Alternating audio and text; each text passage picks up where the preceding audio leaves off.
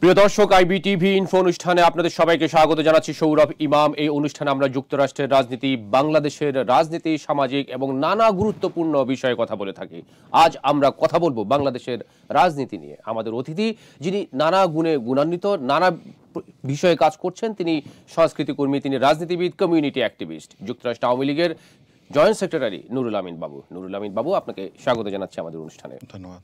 জি, আপনি তো নানাভাবে আপনি সম্পৃক্ত রয়েছেন, নানা কাজে সম্পৃক্ত, বাংলাদেশের রাজনীতি খুব ভালো ধারণা রাখেন। 2024 সালের 5 আগস্টের পরে বাংলাদেশে যে একটা নতুন প্রেক্ষাপট তৈরি হয়েছে, কোন পথে যাচ্ছে বাংলাদেশ, কি বলবেন আপনি এই বিষয়ে? ধন্যবাদ আপনাকে, ধন্যবাদ সকল দর্শক এবং শ্রোতা যারা আছেন, এবং ধন্যবাদ আইবিটিভিকে। আজকের পরিস্থিতি নিয়ে যদি আলোচনা করি, তাহলে বাংলাদেশের এই 71 বা মুক্তিযুদ্ধের পর বাংলাদেশ স্বাধীনতা সার্বভৌমত্বের পর থেকে এই 54 বৎসরের রাজনীতিতে আমি অনেকের সাথে আলাপ হয়েছে, যারা আমাদের প্রবীণ এবং নবীন এবং আমাদের সমসাময়িকী যারা আছেন। যদি আপনি জিজ্ঞেস করেন বা আপনি যদি বলেন যে এখনকার বর্তমান সমসাময়িক রাজনীতি নিয়ে যদি জরিপ করেন, যদি কাউকে জিজ্ঞেস করেন, তাহলে আমার মনে হয় 90% লোকের উপরে বলবে যে আমরা এখন ভালো নেই। ওকে, তা আপনি কি মনে করেন যে এর আগে যে 15 বছর আওয়ামী লীগ শাসন করেছে, সে সময় মানুষ ভালো ছিল, সেটা বলছে? কত পার্সেন্ট লোক সে সময় বলছে? আমরা এখন ভালো নেই মানে কি? আগেই ভালো ছিল মানে কি?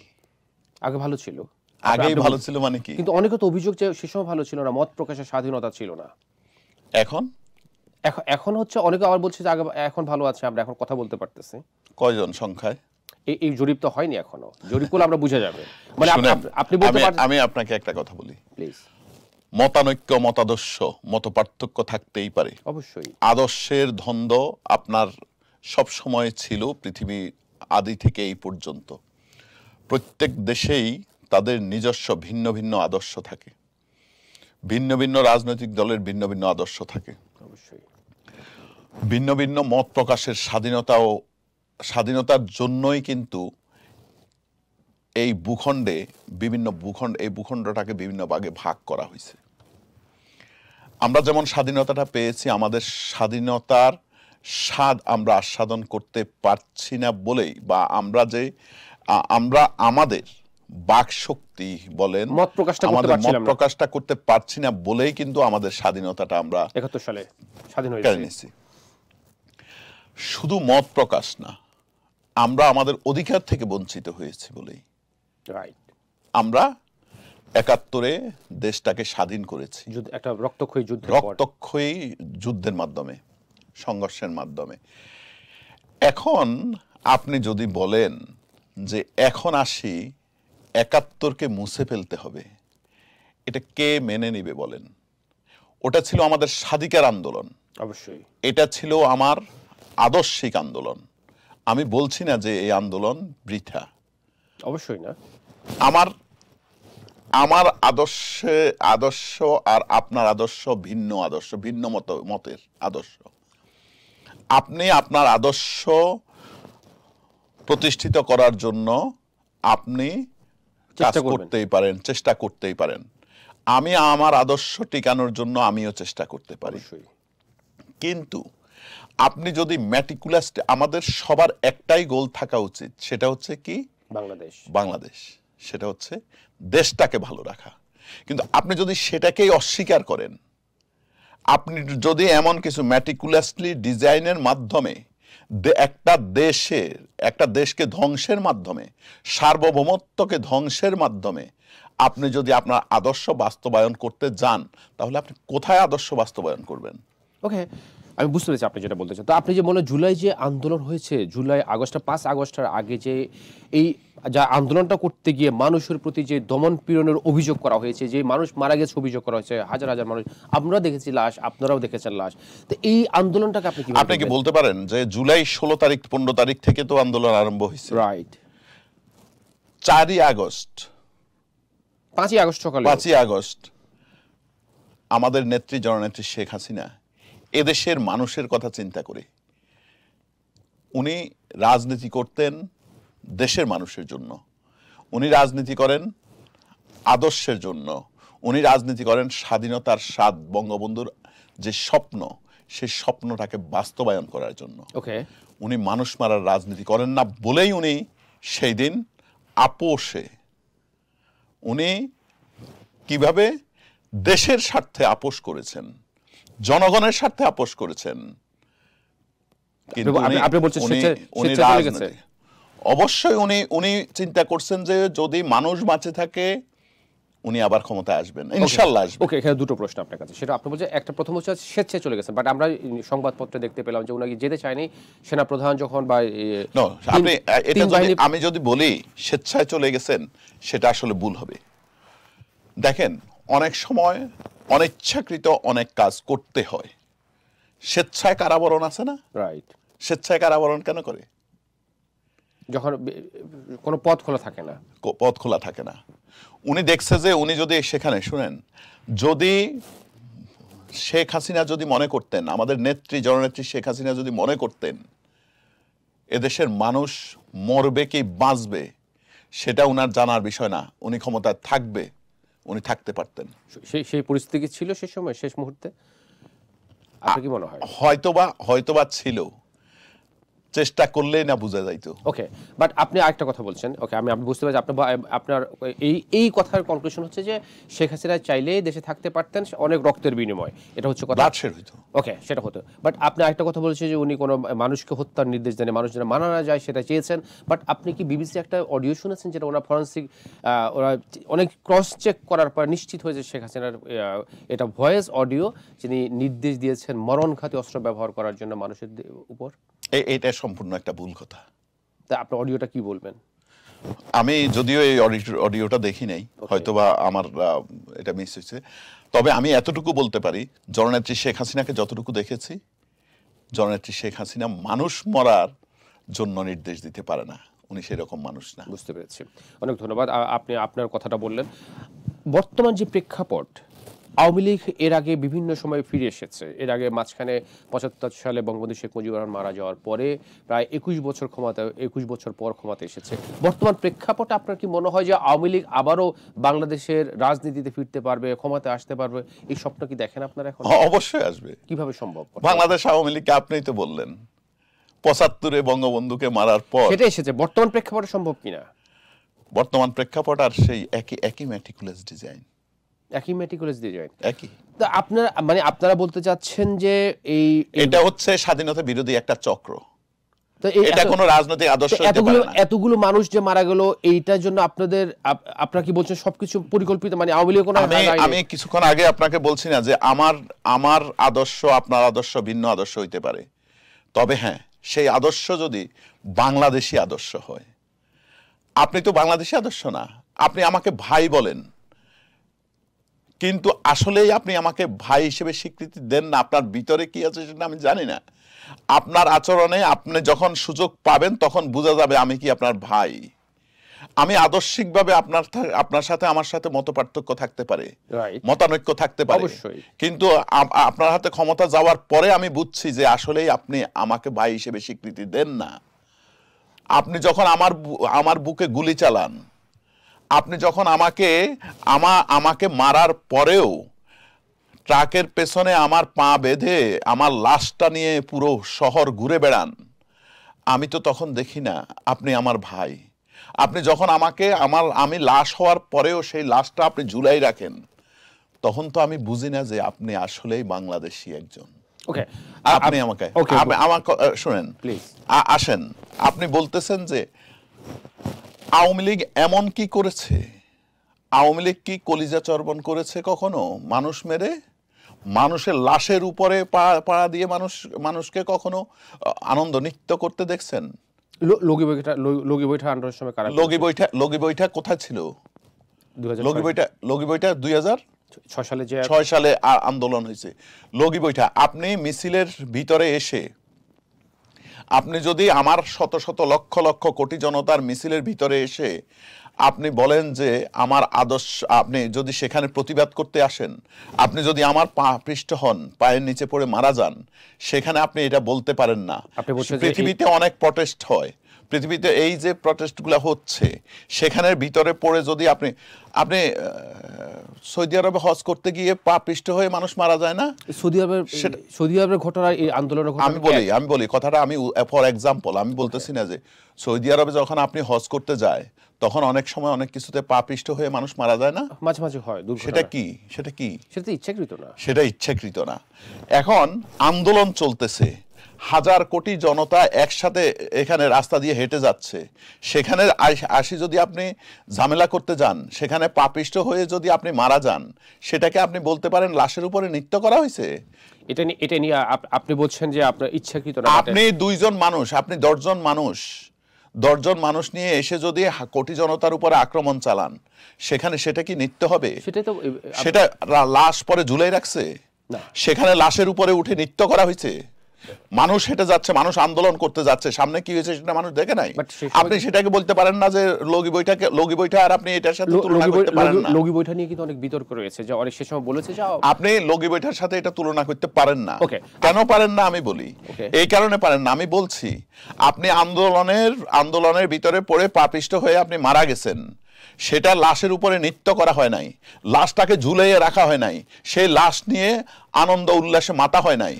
আপনি ঘরে আগুন দিয়ে আমার বসত ভিটায় আগুন দিয়ে আপনি সেখানে সামনে আপনি হিন্দি গান চালিয়ে আপনি নৃত্য করা হয় নাই। সেই সময় এটা হয় নাই। সেই সময় হয়েছে কি, আপনি আমার আন্দোলনের মধ্যে আসি, আপনি বাধা দিতে আসি, আপনি পাপিষ্ট হয়েছেন। সেটার সাথে আপনি এটার সাথে তুলনা করতে পারেন না। বাবু ভাই, প্রত্যেকটা মৃত্যুই কারোর জন্য অবশ্যই না। আমরা যারা সাধারণ মানুষ, আমরা কখনোই চাই না একটা মানুষ অস্বাভাবিক মৃত্যু হোক, একটা মানুষের অস্বাভাবিক মৃত্যু হোক। আমরা চাই একটা সুন্দর মৃত্যু, প্রত্যেকটা মানুষের একটা অধিকার। কিন্তু এখন সেই লগি বৈঠক মানুষ মারুক, এখন আপনি যেটা বললেন সেটা মারুক, কোনো মৃত্যু আমরা চাই না এইভাবে মানুষ মারা যাক। আমরা চাই প্রত্যেকের স্বাভাবিক মৃত্যু। এখন প্রতিবাদ করেন না কেন? অবশ্যই প্রতিবাদ করি।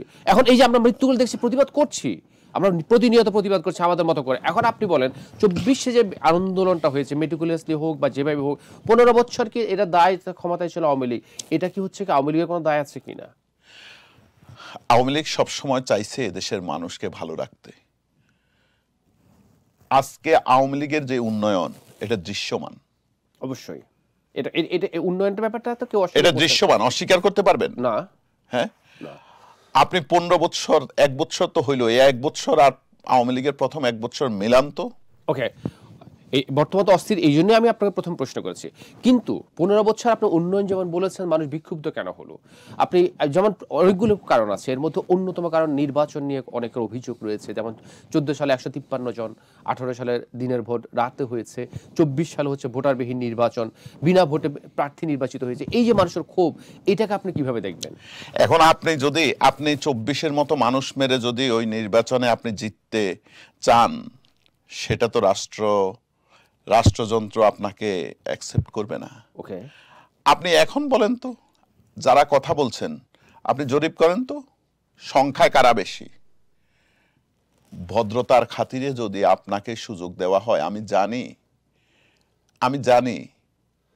আমি সংগ্রামে, এবং আমার ইতিহাস বলে সংগ্রামে কখনো আমার আদর্শের কাছে আপনি জিতবেন না।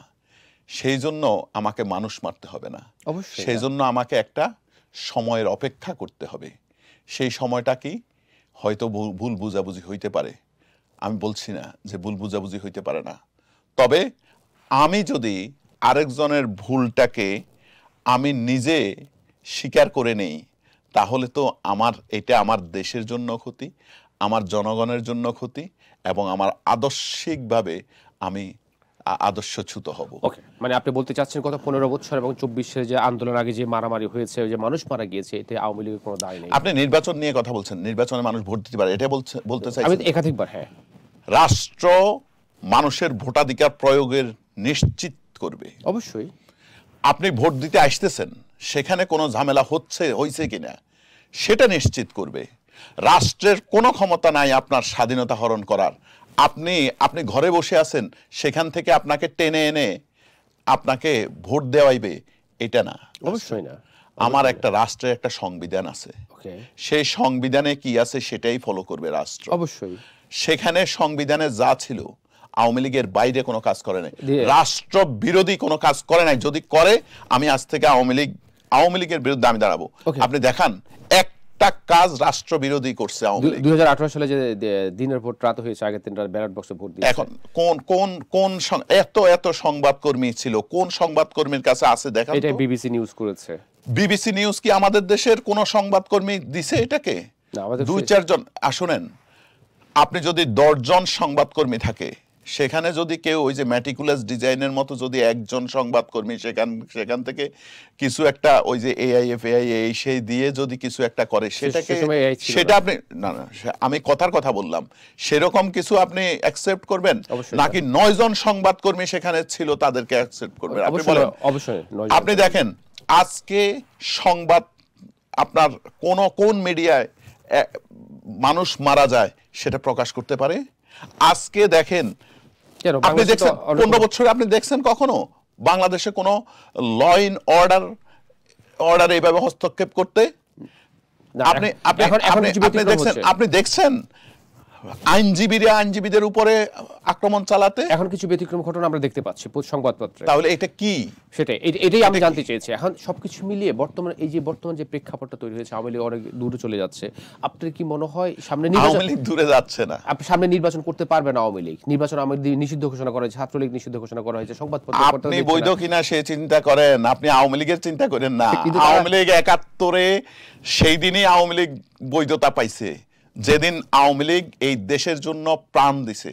30 লক্ষ শহীদের রক্তের বিনিময়ে, 2 লক্ষ মা বোনের ইজ্জতের বিনিময়ে এই স্বাধীনতা। আর তারা সবাই আওয়ামী লীগের ছিল। আওয়ামী লীগের গ্যাজেট সেই দিন পেয়ে গেছে। আপনি আজকে বৈধ কিনা সেই চিন্তা করেন, আপনি কোথায় যাবেন সেই চিন্তা করেন। আওয়ামী লীগের চিন্তা আপনার করতে হবে না, আমরা এটা চিন্তাও করি না। 71-এর আগেও তো মানুষ কথা বলতে পারে নাই, বলতে পারছে? এখন কথা বলতে পারতেছে আওয়ামী লীগ নানাভাবেই।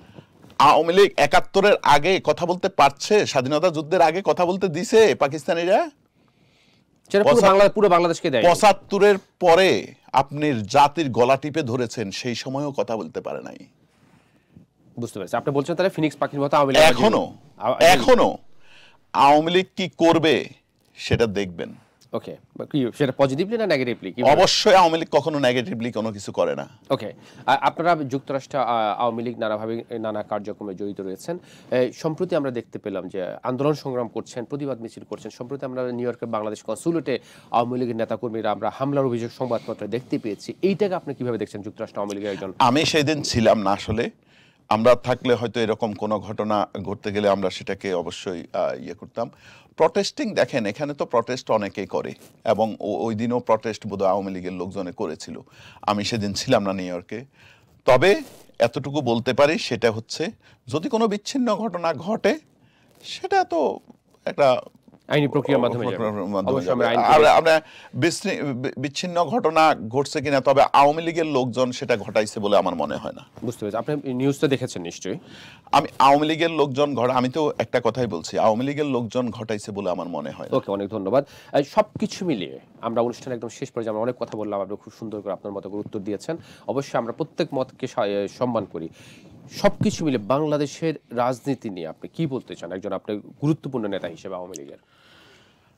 আমি আপনাকে শুধু একটা কথাই বলি, মতানৈক্য, মতপার্থক্য, মতাদর্শ অনেক কিছুই আপনার সাথে আমার সাথে বেমিল থাকতে পারে, কিন্তু আমাদের সবার গোল এক জায়গায়, সেটা হচ্ছে দেশটাকে ভালো রাখা। দেশটাকে ভালো রাখতে হলে আমার দেশে একটা সুশৃঙ্খল পরিস্থিতি আনতে হবে। সেখানে আওয়ামী লীগ থাকবে, বিএনপি থাকবে, জামাত ইসলাম থাকবে, সবাই থাকবে।